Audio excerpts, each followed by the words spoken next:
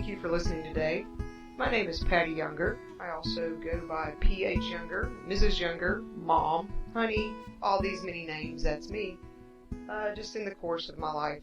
Today I'm going to be talking to you more about self-esteem, about the negatives and positives. And today's podcast is titled I Believe in Me. And I'm going to kind of go over an old blog I wrote several years ago. And it was worth revisiting today as I was reading through some old stuff and about motivation and just some self-reflection. And I hope it helps you in whatever your walk is right now. But I do want to encourage you to go back and watch this one clip of Pretty Woman that I'm going to play. This clip, I was actually kind of muddling around the house, and Pretty Woman was playing in the background on TV. So it had been a long time since I'd watched it, and I was doing some things around the house, so I let it play through. And one scene came up, and it really grabbed my attention, mostly because the visual was two people in bed, and that kind of caught me by surprise. It was the middle of the day, and wasn't really what I was bargaining for, but the dialogue really pulled me in. And there were two lines in particular that stood out to me, and I'm going to let you first listen through that because the visual really isn't important at this moment. Pretty Woman was a movie that came out in the 1990s. It was actually the third highest grossing film in 1990 and the highest ticket sales for any romantic comedy at that time. They sold over 42 million tickets in 1990. This movie is a romantic, like I said, a romantic comedy. It's about a Hollywood prostitute who, through a string of bad relationships, ends up having to turn to prostitution to survive. And her name is Vivian Ward in the movie, played by Julia Roberts. And she meets a businessman. His name is Edward Lewis, played by Richard Gere. And this businessman basically hires her as an escort for the week to attend these business engagements and social outings as his partner. And through that week, he basically falls madly in love with her. And she has trouble buying into it. Julia Roberts, it actually won her a Golden Globe Award and nominated her for an Academy Award. If you haven't seen it, I recommend it. It's a very encouraging movie. So enjoy this clip. First guy I ever loved was total nothing. The second was worse. My mom called me a bum magnet. There was a bum within a 50-mile radius. I was completely attracted to him. That's how I ended up here.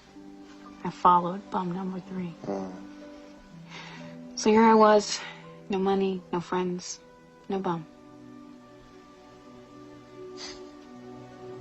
And you chose this as your profession?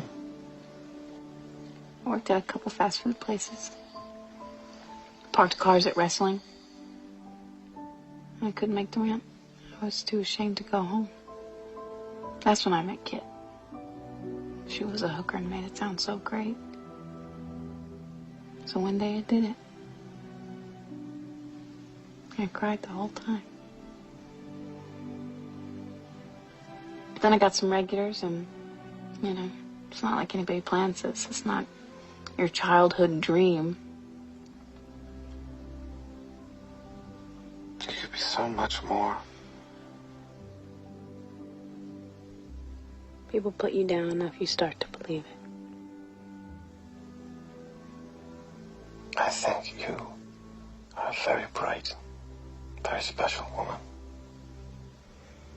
The bad stuff is easier to believe. You ever notice that?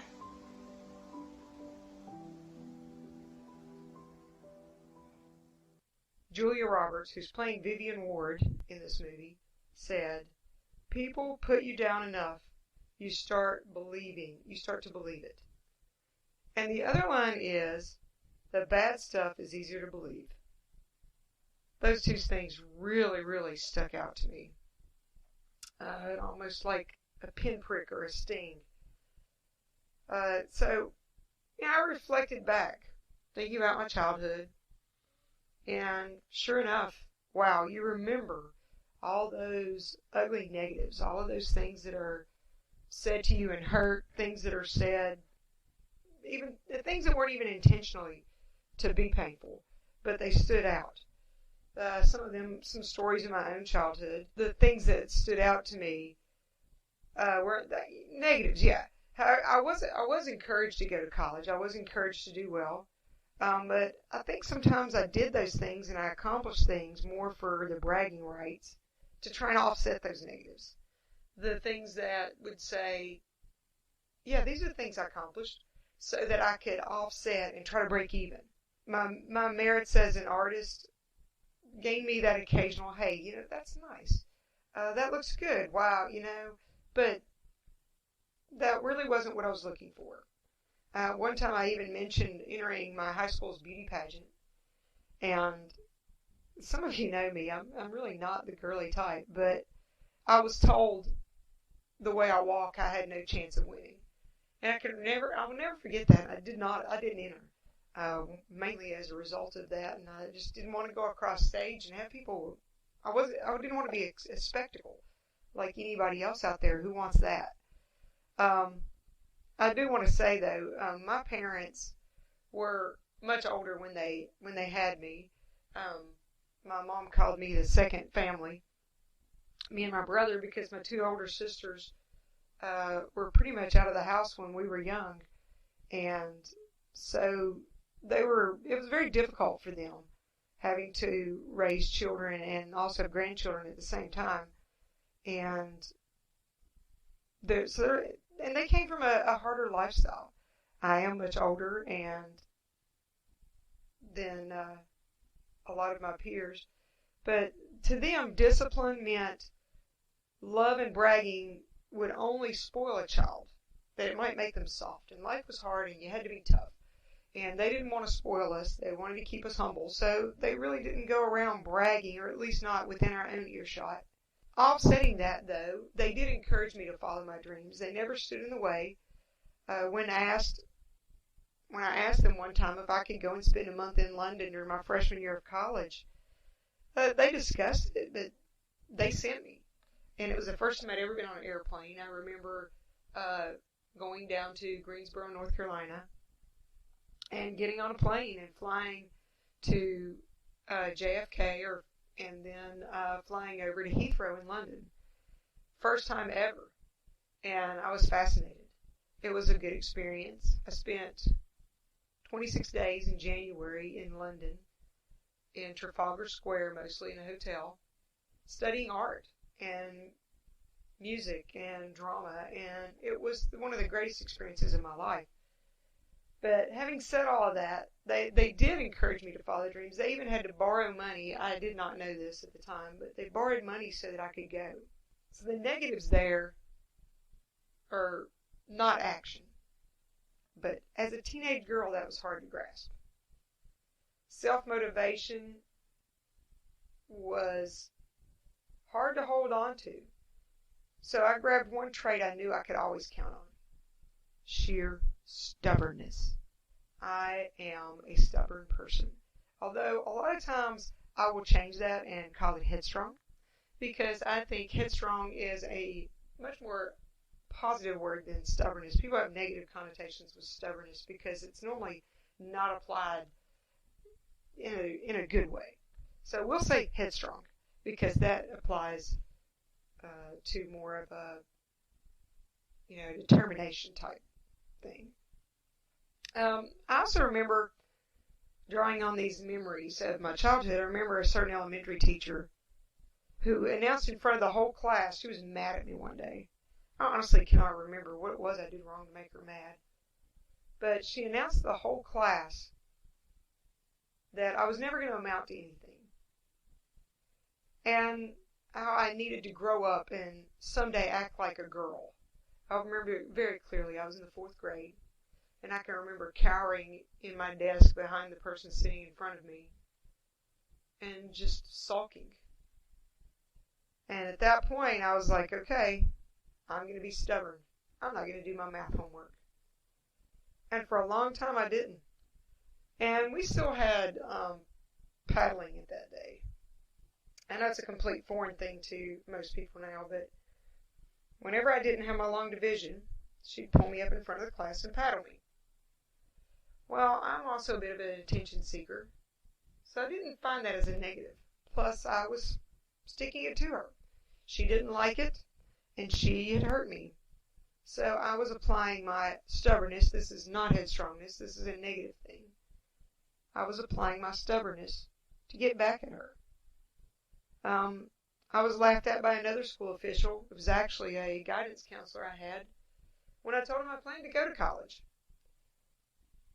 I didn't make the best grades, and I didn't always apply myself, but I'd always talked about going to college. The day came and I graduated high school with a stellar, wonderful high school ranking of 29 out of 99, small school America, and my SAT scores were barely average. There were no scholarship offers for me. There was nothing. But I got my headstrong vibe down and went to college anyway. And the time came I had to move away from home. It was a hard year. The professors heard my accent, and I'm sure you guys have already made note of that. I do have a Appalachian accent. And my writing was terrible. My grammatical sentence structures were awful. And I was again labeled and heard negatives. I can recall my art critiques and the papers I wrote well, and I was so far behind on the very first day of school. The art classes I had, I didn't even know how to mix colors because I just had basic Art 1. My high school only had Art 1 and Art 2, and that was it. And I can remember that very well. I remember how that the professors would call my artwork crap or other languages. And my English professor even said once that he could tell exactly where I was from by my poor paper writing skills. I would get people to proofread for me, and sometimes they would help me, and then sometimes they would say, this would be easier if you just started over. And every now and then I would believe them, and I would start over, and I would start entertaining all these thoughts that I'm dumb. And when I got tired of feeling so dumb, then I would stubborn up and I'd dig in again, and I would really work hard for weekends trying to catch back up. And this was a cycle. This cycle followed me all the way into my career as a teacher. And the education vocabulary is like lawyer speak sometimes. And I would struggle and still struggle sometimes to completely understand the context of what's being talked about. But the bulk of the matter is that this negative thought that I'd entertained had become embedded, like a festering sore that you can't get rid of. And sorry if that's like a little too gross for everybody, but the first thing that helped me pull out of these cycles, one of them was I fell in love. I actually ended up marrying a man who never put me down or ever made me feel less than an intelligent and completely capable woman. One that is complete, and in our marriage I feel like I've been made complete. But living with that day to day where you're never treated like an idiot makes a big deal. It's a huge deal. And if you reflect back to that Pretty Woman clip, that's all that Vivian Ward had known were a string of losers that she had gotten involved in. Guys who had, to make themselves feel better, had continually put her down. And suddenly she has become involved with Edward Lewis, who is the character played by Richard Gere. And this character has put her on a pedestal, has made her feel important and smart and capable and just a woman who can make it, who can be more than just a prostitute. So that was the first thing that helped me. Another thing was that I really and completely got what Christ says about me. Now, I don't want to roll all this up into a little, oh, if you just believe in God, all these things go away, because that's farce. That's not true. Things don't go away. They just become no longer a burden. They become just in the kind of, like when you minimize something running in the background. But your focus changes. And I saw something one day, they said, when things are tough, the things don't go away, but the things that you focus on changes. So I'm going to go through a couple things here with that. In light of that, Psalm 139:14 says, I praise you because I am fearfully and wonderfully made. Your works are wonderful. I know that full well. And I am a works. I don't think about ourselves as necessarily just part of them, but Him. In Him we have redemption through His blood, the forgiveness of sins in accordance with the riches of God's grace.